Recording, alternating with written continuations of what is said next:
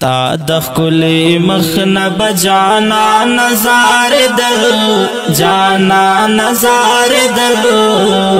اصحاب پتنگام لکا پشمع سزیدل یا ایوها الذین آمنو ای ایمان والاو پدی کی دا اسلام چکم سلور اصول دی چمرو یو قرآن دی اور یو چکم دی آغا سنت دی یو اجماع دا بل چیز دی یا دا سلور شاید چکم دی دا بچشوی اس یو چوک یو مسئلہ بیانی نو تب چکے پدا بگوری چاول با قرآن کی گوری چی قرآن کسا کنستا دویم پا حدیث کی گورا درم پا اجماع دو امت بانی در چلرم پر قیاس بانی اور کوسی چا یو مسئلہ بیان که پدا سلور کی پیشی بانی ثابتا ولا بیا آغا مسئلہ ٹکتا اور پدا سلور کی نو ولا پلانی شیخ صاحب ویلے پلانی پیر صاحب ویلے پلانی بزرگ ویلے دا بزرگانو دا واقعات کتابونو پڑک دی آغا دین ندی دا دین آغا دی چی قرآن کی ذکر وی یا پا سنت کی ذکر وی یا پا اجماع بانی ثابت وی یا پا قیاس بانی قیاس پا مجتہد دا دلیل دی زما استا قیاس ندی دلیل چیز قیاس کوم یا بل قیاس کی یا بل ملار قیاس کی ملار قیاسونا نسی کیجئے پا زمانہ کی شکل مجتہدین تیرسیوی دی چلو ائمہ اربعہ دا ہو اجتہاد چکم یا قبول دی او پارس ما و شما و نور اجتهادونو و قیاسونو چیزی دا عثمان علی څوک مسئله بیان کې ته وردا پوښتنه کوي ته دا قرآن کې شته نو که په قرآن کې موجوده د ښکاره کله بیا به منې سنت کې شته وګوره بیا ومنه که نه وله دا په ادب باندې ورته دا تپوس یې مسله دې پوس وله دا زموږ لپاره دلیل نه ده اور یا اجماع راغلی پر مسله باندې نو بیا هم قبلیږي او دا رقم قیاس د مجتهد لو منافق کی ذکر ولا بیا پروانه لري آسان مثالونه سي لکه اوس دا ربيع الاول شروع کیږي اوس دا ربيع الاول چې کوم دا د بریلیانو د خوشحالي میاشت ده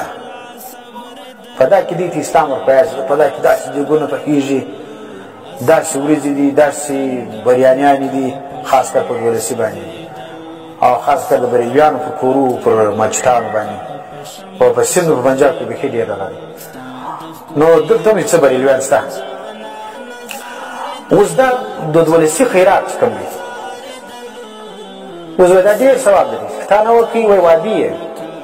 اسلام ووتې خوارج یې پلانی یې څه شي هلکه دا خیرات چې دي دا په قرآن کې راغلي دلته قرآن کې ځای لیکلي چې په 12مه خیرات کوي څوک یې ثابته کړي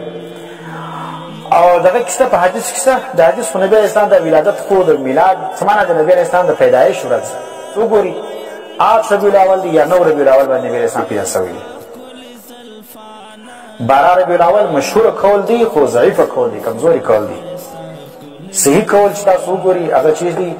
د محققین او علماو قول دا دی چې هغه کې 9 ربیع الاول دی یا 8 ربیع الاول دی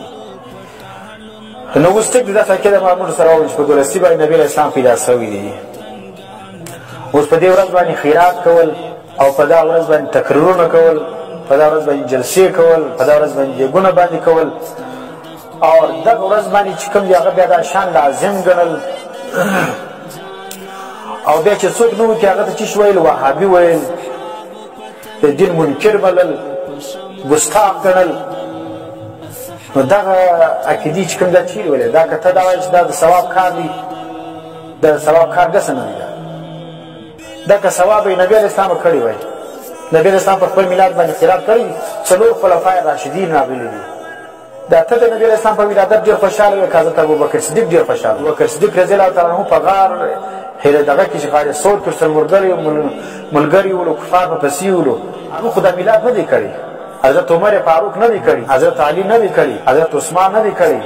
امام ابو حنیفه نه دی کړی چې موږ د چا په مذهب باندې امام شافعي نه دی کړی امام مالک نه دی کړی امام احمد ابن حنبل نه دی کړی تابو نه دی ذکر په حدیث کې نسم باب میلاد النبي صلی الله علیه وسلم سدیدا یو باب راغی ترمذی کې باب میلاد النبي هغه امام ترمذی صاحب ذکر کړی چې نبی اسلام په کوم ورځ پیدا شوی دی بریلیان ابوردون د میلاد نه مني امام ترمذی صاحب باب قائم کړی باب میلاد النبي باندې میلاد چا نه مني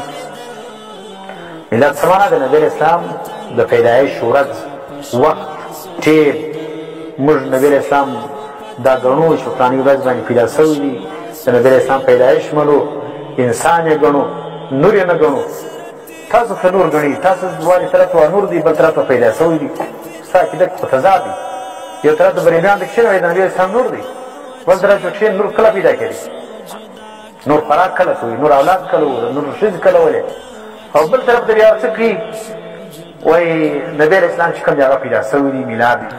نو میلاد چې کوم دی هغه چا کړی ولو میلاد ابولهب کړی ولو او نبي علیه اسلام چې پیدا سولو د ابولهب را ولاړ سولو د نبي علیه اسلام په خوشحالي کې سویبیه منځ ازاده کړې وله هغه میلاد کړی ولو پاتې سولو صحابو خو میلاد نه و کړی میلاد څه د نبي علیه اسلام په خوشحالي کې دا رقم مجلسونه لازم کړل موږ دی نه وایي چې نبي علیه اسلام اوس ګوره دا د قرآن چې موږ وایي دا میلاد دی میلاد څه معنا د نبي علیه اسلام د ولادت تذکره کول د نبي علیه اسلام سنت بیانول د نبي علیه اسلام اخلاق بیانول د نبي علیه اسلام عادتونه خلق دور شول دا میلاد دی دا هر وخت موږ کوو د قرآن موږ وایي هر ورځ وایي دا میلاد دی حدیث وایي دا میلاد دی اوس خامخا په دولسي باندې په دا خاص ورځ باندې دا لازم ګڼل او پر دې باندې بیا په خلکو باندې فتوا لګول نو دا د دې درته ویلي چې دا